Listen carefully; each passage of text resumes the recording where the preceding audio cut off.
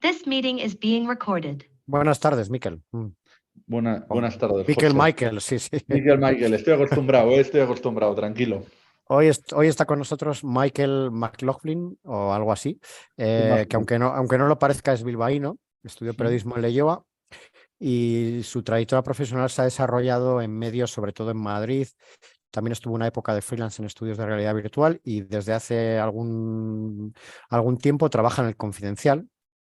Llevas muchos temas de tecnología y similares, ¿verdad, Michael? Así que vamos a hablar contigo un poquito de eso, de tecnología, de emprendimiento. Vamos a empezar por el tema de moda, la inteligencia artificial, el chat GPT. ¿Cómo ves tú todo esto, Michael? ¿Van a quitar el trabajo a los periodistas? Yo espero que no, pero sí que, y lo leía hace unos días en Twitter, sí que nos va a subir el umbral, ¿no? De calidad a los periodistas, porque ahora cualquier cosa que sea capaz de hacer ChatGPT, nuestro trabajo va a tener que estar por encima de ese umbral. Entonces, no creo que nos vaya a quitar el trabajo, pero sí nos va a obligar a esforzarnos un poquito más. Es decir, estos puestos que los medios, la industria de comunicación ha generado en torno al SEO, a contenido para buscadores, para Google, para redes y tal, yo creo que eso sí que se van a transformar mucho y van a quedar los puestos, bueno, pues más analíticos, que aporten algo más que pura información que se puede encontrar en Internet. Es un poco lo que tú haces, en realidad, como periodista.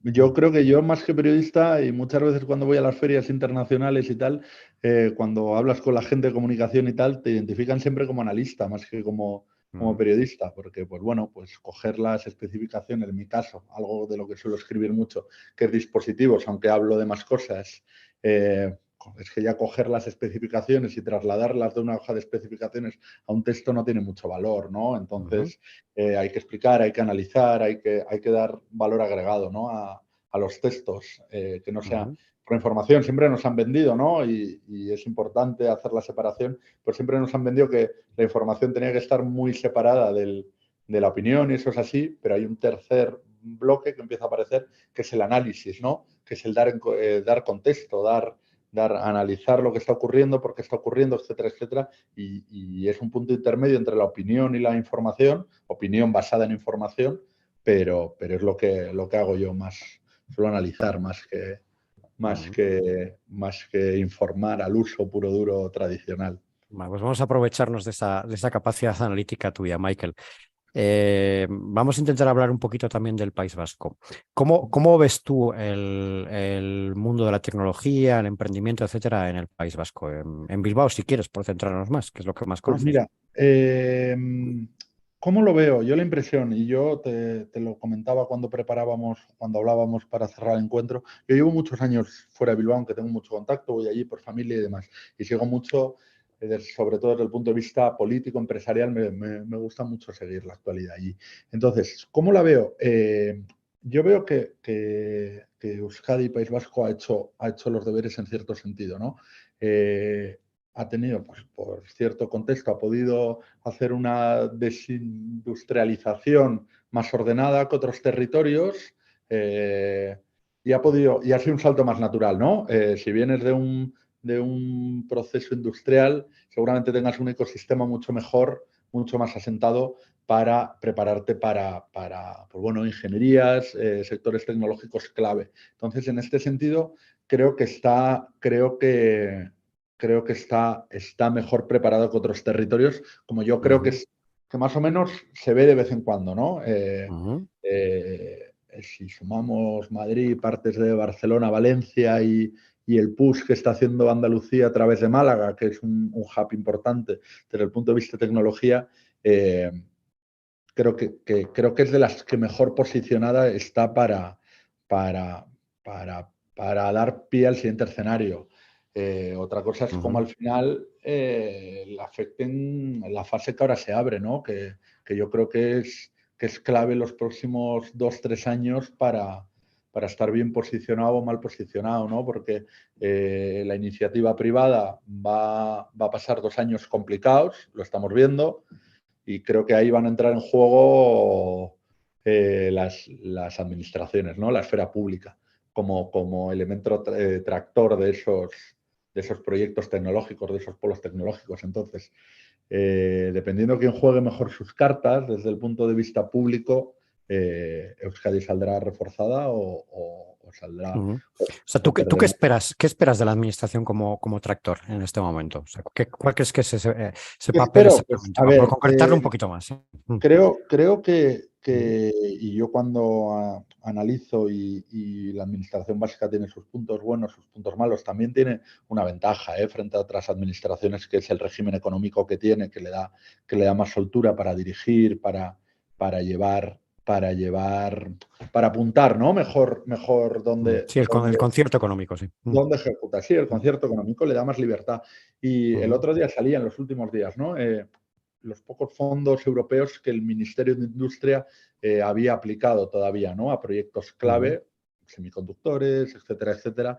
Creo que era un 25% de nivel de ejecución. Yo no soy experto presupuestario, pero sí que espero que la administración vasca en este sentido sepa leer, sepa identificar los sectores clave, ¿no? Es decir, y es una corrección que estamos viendo en la industria tecnológica en general, ¿no? Con los despidos de las Big Tech, que van a salir ciertas apuestas reforzadas, es decir, apuestas en 5 o 10 años en los que hay que hacer industria en el corto plazo. Y hay que empezar a dejar de fijarse a 20 años vista. Igual estamos entrando en un periodo así. Y yo es lo que espero por parte de la administración y sobre todo que acelere trámites, ¿no? Que la burocracia ya se vio en el COVID, que para muchas startups puede ser una losa o la salvación. Entonces, eso es lo que espero yo. También te digo, yo no soy experto presupuestario, yo estoy hablando desde el punto de vista tecnológico, desde el punto de vista que pues hablas con cierto emprendedor que tiene el problema, que le van a dar una ayuda del Estado y tarda, yo qué sé, 10 meses en llegar, ¿no? Te estoy hablando de casos hipotéticos. Entonces, en esos 10 meses pueden pasar muchas cosas y se nos abre un periodo de 2 años que para muchas empresas va a ser muy complicado. Porque, bueno, el dinero de los fondos de inversión, de la financiación privada, no se van a llevar tan rápido la mano al bolsillo, ¿no?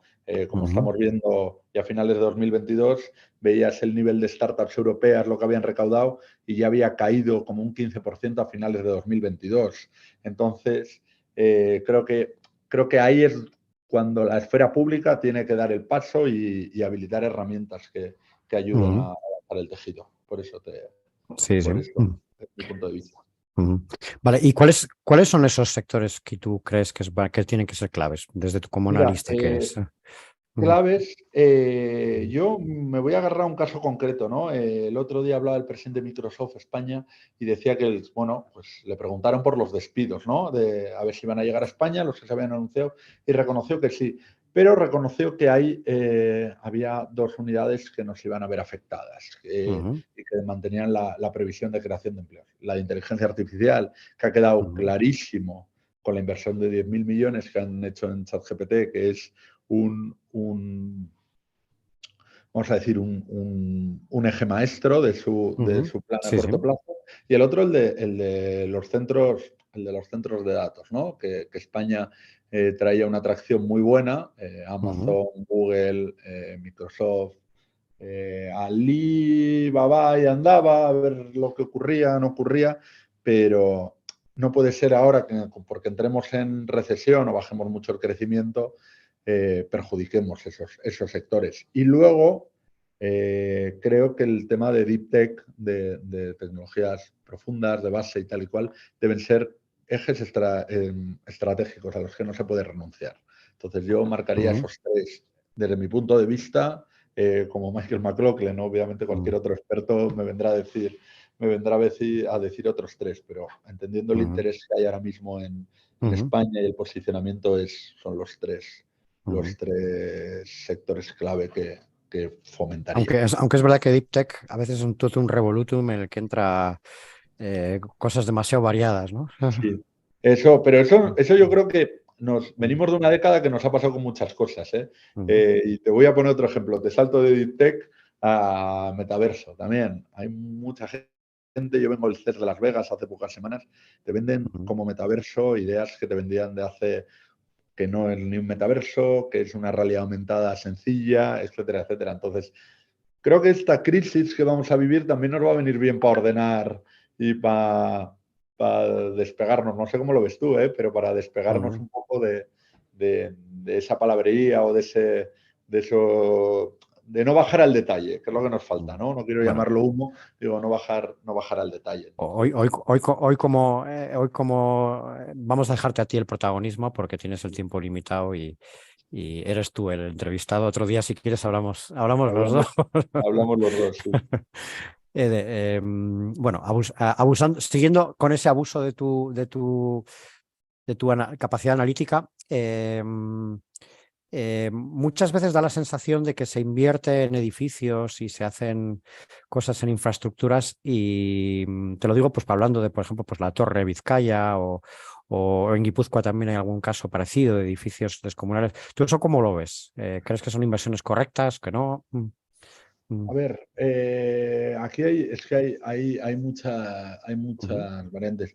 Yo creo que somos, sobre todo en España y diría casi que en Europa, somos un poco megalómanos, ¿no? Con las infraestructuras. Entonces venimos de una tradición muy de infraestructuras en ese sentido. Es decir, hay una industria muy fuerte, muy consolidada, con mucho peso y hay una concepción de la infraestructura. Las grandes sedes, si son útiles o no son útiles, pues eso habría que preguntarle, pues, por ejemplo, al CEO de Iberdrola o al CEO del BBVA con la vela o al CEO de Apayete con el distrito telefónico. ¿Yo cómo lo veo? Pues bueno, que se habló en pandemia que íbamos a ir hacia modelos mucho más flexibles, a cosas más flexibles, que no hubiese otros modelos de oficinas, de sedes y tal y cual. Eso de momento no ha ocurrido porque la tradición nos ha tirado más, pero yo creo que es fruto de la tradición, ¿no? Empresa de gran poder tiene que demostrar su poder económico, financiero, tecnológico, con una representación material, y estas sedes suele ser así. Pues bueno, en Bilbao la Torre Iberdrola, es que se me ocurren pocas empresas más importantes que Iberdrola en Vizcaya, entonces... No, es la number one sin ningún tipo de discusión, ¿eh? Es como la historia de...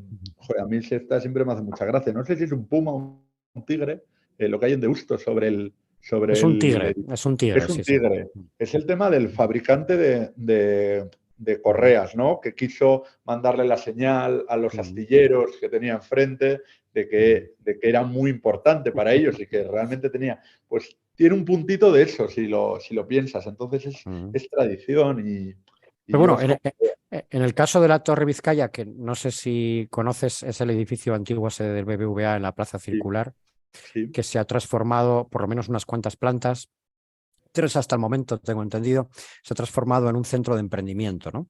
En donde se supone que van startups. Eso no lo tenía, sí que sabía que, bueno, se había hecho ahí un Primark en la parte de abajo Sí, y sabía que eso también, sí. la hacienda foral se había mudado ahí parte de No, la hacienda foral en principio no se va a mudar ahí, ¿no? Ah, vale, pues eso pues ha sido error mío, ¿eh? Tenía entendido que Hacienda Foral se iba a mudar ahí. Bueno, pues lo de las 3 plantas me parece estupendo que se le dé espacio a las startups, que se creen estos espacios de sinergia. Yo muchas veces he estado sobre todo al principio, en las primeras ediciones. Iba a ver algún amigo que estaba en Guaira, en la torre telefónica en Gran Vía, en Madrid. Y bueno, y el ambiente que tienen, pues luego cuando han abandonado ese programa y han tenido que pensar unos productos o unos servicios, se han encontrado que han hecho sinergias entre empresas de esos pequeños ecosistemas. Entonces, a mí me parece muy bien y todo lo que sea ayudar a empresas pequeñas a que no estén aisladas, a que retroalimenten su idea, la mejoren, la corrijan, pues es que me parece que es lo correcto, que es la forma de trabajar y es la forma que se ha estandarizado en los últimos años. Muy bien. Vamos a algunas preguntas personales, porque ya nos queda poco tiempo, Michael. ¿Qué hace un tío como tú de analista tecnológico? Es decir, ¿cómo has llegado a eso? Pues ¿cómo he llegado a esto? ¿Cuál ha sido tu evolución? Porque eso seguro que le sirve a muchas personas que a lo mejor están estudiando ahora mismo una carrera, no saben muy bien a dónde van a tirar, les gusta la tecnología, que imagino que a ti evidentemente te gustaba, ¿no? Me gustaba la tecnología. Yo empecé a mí me gusta mucho la tecnología, la fotografía y el baloncesto. Yo empecé en deportes porque me gustaba, porque el baloncesto era una cosa que se me daba bien, que también, pero bueno, luego pues las oportunidades profesionales te llevan a otros derroteros. En mi caso yo llegué a la agencia Colpisa, que es una agencia del Grupo Vocento, que da servicio, entre otros, al Correo, a Diario Vasco, muchísima gente, y a mí me tocaba hacer el turno de noche. Eso era un horario bastante desagradecido, que era de 8 de la noche a 4 de la mañana durante 10 días seguidos, o sea, era bastante feliz. Y había muchas horas muertas, entonces yo ahí empecé a ser, pues bueno. Porque a las 3 de la mañana no pasan muchas cosas, ¿no? No pasa, bueno, pasan al otro lado del Atlántico y de vez en cuando tienes que hacer cosas, pero desde las 12 de la noche baja bastante la actualidad. Entonces, pues bueno, como deportes no era no podía seguir, y yo tenía la inquietud y esto de tecnología, pues bueno, por lo que yo sabía, lo que yo había ido aprendiendo, etcétera, etcétera,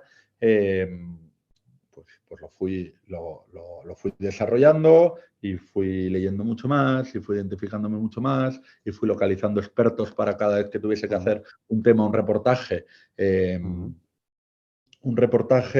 Pues oye, a quién recurrir, a quién no, con quién hablar, empiezas. Entonces, ahí entras en una rueda. ¿Cómo doy yo el salto a ser más analista que periodista, aunque lo sigo siendo? Pues porque caigo en un periódico muy especial, que es El Confidencial. Que el Confi, pues eso, te pide dar cosas que no quieren dar otros medios, ¿no? Te piden hacer cosas que no hacen otros medios. Entonces, muchos medios se limitan a sacar, en España hablo, americanos hay más que te pues vamos a decir, que te contextualizan o que te descifran las cosas.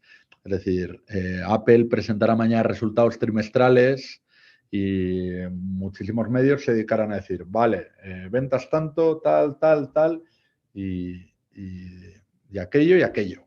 Es decir, ventas, valor de la acción, tal. Pues nosotros nos van a pedir ir un paso más allá. Es decir, si salen bien y parecen un milagro, ¿por qué realmente no lo son? Porque Apple lleva preparándose para estos 2 trimestres desde hace medio año. Entonces, yo acabo cayendo en analista en ese punto. Y es importante, y aquí voy a reivindicar mi figura, porque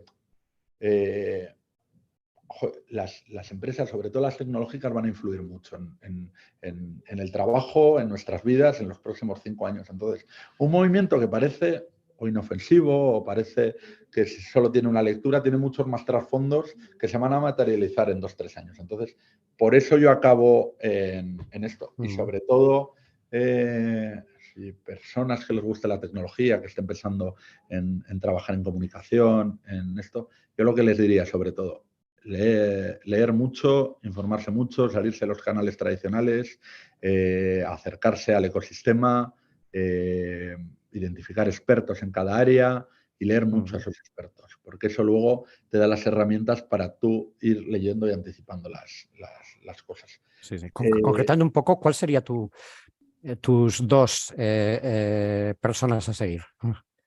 2 personas a seguir. Mira, voy a echar un capote a la competencia, aunque aquí me tirarían. Mira, porque además me viene muy bien para enlazar. Se llama Juan Carlos González, escribe en Sataka, y él ha hecho un poco el camino inverso, ¿no? Él estudió en ingeniería y luego se especializó en periodismo, porque él tenía claro. Y esa es una persona, en mi caso, que yo digo a seguir, porque en todo el tema industrial, en todo tema semiconductores, en todo tema más la parte industrial de la tecnología, es muy, muy bueno. Y es un tío que va mucho al detalle y descodifica muy bien informaciones técnicas para que cualquier persona la descifremos. Ese sería una de las personas. Que es un ingeniero con capacidad de comunicación. De comunicación, sí. Luego se fue especializando. Muchos ingenieros no saben explicarse. Sí. Es lo bueno. Y luego... ¿Y otro más? Pues mira, más que una persona te voy a dar dos referencias, ¿no? De tecnología que descifran muy bien la tecnología, que por un lado es una web que se llama Ars Technica, que sería súper egoísta decir uno de los nombres. Entonces, te descifra muy bien y te da la información técnica suficiente y la información general suficiente. Aquí ya hay que saber inglés, claro. Hay que saber inglés. Es importante, ¿eh? Es muy importante También. poder defenderte en inglés. Si no lo vas a pasar complicado. Y luego a mí, desde el punto de vista más bueno, te voy a dar 3 medios, no 2. Desde el punto de vista más social, sociológico, cultural, me gusta mucho tecnología en el de Atlantic, porque leen muy bien. Pues, por ejemplo, mira, un ejemplo te voy a decir. Con todo el lío de Elon Musk, que si se cae Twitter, no se cae Twitter, tal cual, hicieron una pieza que a mí me llamó mucho la atención hace poco. Es decir, si se cae Twitter, ¿dónde vamos a ir todos los internautas a buscar la justicia rápida, ¿no? Es decir, y hacía una lectura que nadie había hecho. Entonces, y te ayudaba a entender por qué Twitter seguía teniendo, a pesar de ser muy reducido, la importancia en número de usuarios. Entonces, es otro para entender la parte social y para entender la parte más empresarial y tal. Para mí la referencia absoluta de información tecnológica y de tal es el Financial Times. Desde el punto de vista empresarial. Un clásico donde los haya. Un clásico, pero es que es un clásico que ha sabido reinventarse y sabe seguir leyendo muy bien las cosas. Entonces, te daría eso. En España, como persona, para enterarte de la parte más industrial de la tecnología, Juan Carlos, que es un tío que además personalmente yo lo admiro mucho, y luego esos 3 medios te daría a nivel internacional para tener una fotografía. ¿Y startups que te vienen a la mente como más interesantes? Imagínate que te damos 1.000.000 de euros. ¿En qué startups los pondrías? A ver, con 1.000.000 de euros, eso ya me gustaría a mí tener 1.000.000 de euros. Me gusta mucho a nivel nacional Wallbox, con todo lo que ha conseguido, aunque ya no sé si lo podemos considerar. Eso lo puedes poner porque cotiza en bolsa. Una startup, claro, entonces claro, ahí es donde entramos. Es una startup, no es una startup. Ha dado un salto importante en el 2022 o 2021. Sí, que ya le ponen otra liga, sí. Pondría. Aunque ahora habría que decir, Michael, que está barata, ¿no? Está barata, sí. Además, más ya han empezado con los despidos y tal, han salido los últimos. Es decir, la ola empieza a venir. De las grandes conocidas, Typeform siempre me ha parecido, o Factorial, que tenían bastantes posibilidades de llegar a algo importante. Igual ahora mismo es tarde ya, en mi caso, sería tarde, o hubiese estado mejor meter en otro estadio, pero más que lo que tengo claro, de dónde no, es decir, startups de aprendizaje automático, de inteligencia artificial, etcétera, etcétera. Obviamente tendría que hacer un análisis mucho más profundo, pero lo que te digo, sé dónde no metería ahora mismo, a día de hoy, dinero, que es en todo lo que tiene que ver con intermediarios, véase cómo surgieron Delivery, empresas de marketplace, etcétera, etcétera. Yo como Michael McLaughlin, pero cualquier inversor podría venir aquí y pintarme la cara. Hombre, yo en empresas de delivery no habría metido dinero nunca, ni ahora ni antes. Y eso es una burbuja que yo he dado mucho la barrila en este periódico cuando empezaron a salir la compra en 10 minutos. Y yo lo estuve diciendo en los artículos.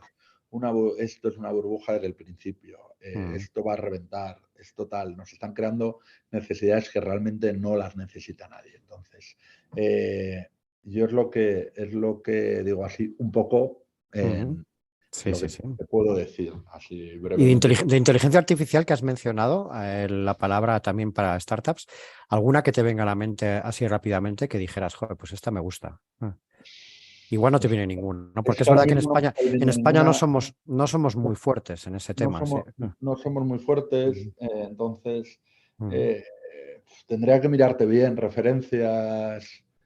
¿Qué te parece Lo Quiero, que es una de Bilbao que hace recomendaciones de ropa en función de inteligencia artificial?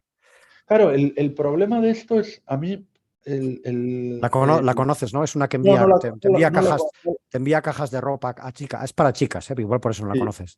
no la conozco. O sea, entiendo que el modelo es yo aprendo de tus gustos y te acabo enviando Eso es. cajas en base de eso. Eso es. A ver, yo cuando hablo de startups de inteligencia artificial no me voy a cosas tan verticales, ¿no? Ajá. Creo que estamos en un momento en el que hay que estandarizar muchísimas cosas.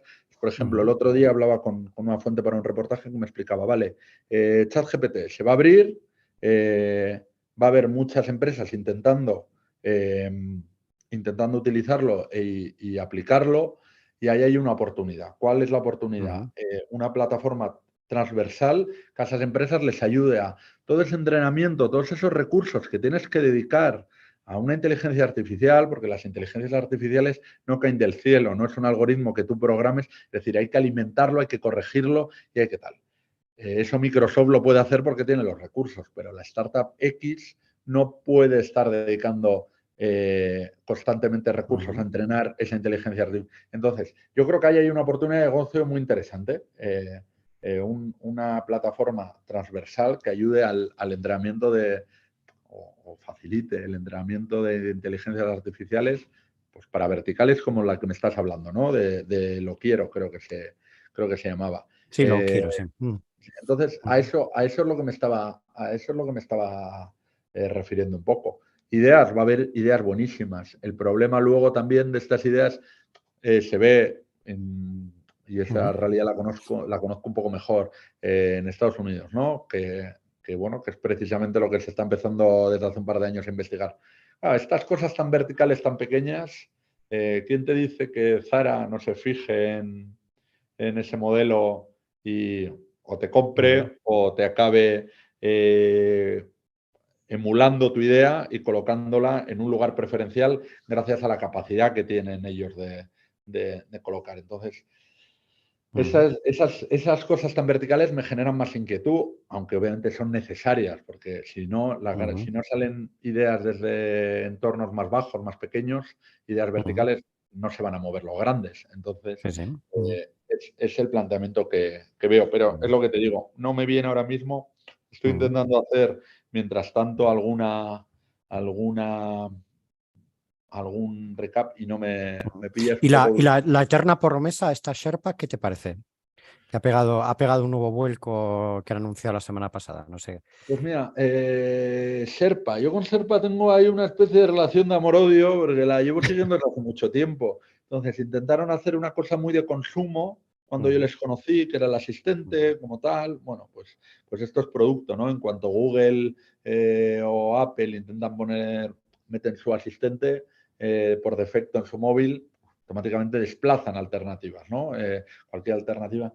Ellos se dirigieron al mundo de investigación y demás, pero mi problema es que desde el punto de vista meramente, yo creo que en el mundo del desarrollo e investigación han logrado o han avanzado bastante, pero es que la innovación no solo es la parte de innovación. Eso me lo decía Carlos Domingo, ¿no? Que era de Telefónica. Él me decía, el problema que tenemos en España con la innovación, y creo que es el caso de Sherpa, es que hacemos muy bien una parte del camino, pero la última, que es la de go to market, la de llevarla al mercado, fallamos.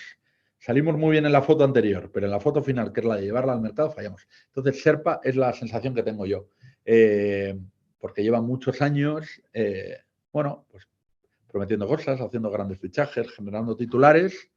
Pues luego cuando vas a ver la implementación al mercado y vas a ver, hace tiempo, puedo decir que hace un año y pico que no les sigo esto, pero durante muchos años han estado sin facturar, viviendo de más dinero, que suele ser lo habitual en muchas startups. Pero es la sensación que me falta, que les falta el go-to-market para realmente reafirmarse en lo que nos llevan vendiendo varios Y años.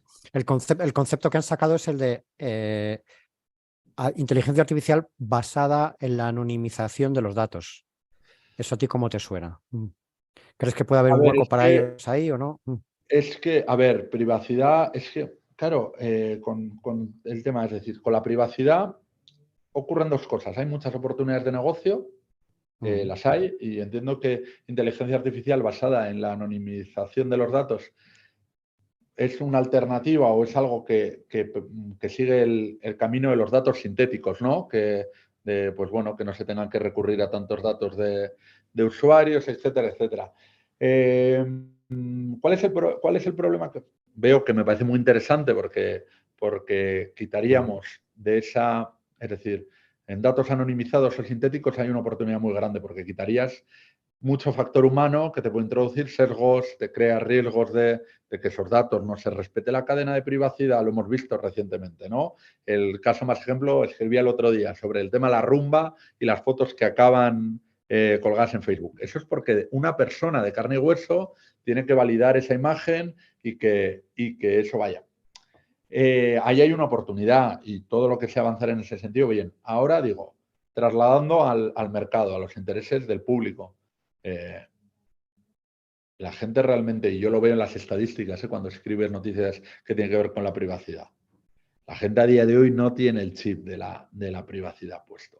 Hemos entendido que, bueno, se ha asimilado y la gente le ha quitado, le ha dado importancia hasta que de repente se asustan 2 días porque algo que nunca han buscado en Google les sale un anuncio en Instagram. Pero el problema de todo esto es de nuevo el go-to-market, ¿no? ¿Cómo vas a conseguir una killer app, un negocio de masas con algo que realmente el público general lo ha desacoplado de su interés? Entonces es lo que veo yo. Creo que hay mucho camino y mucha oportunidad ahí, pero el problema es luego comunicárselo al común de los mortales, de por qué estas soluciones son importantes.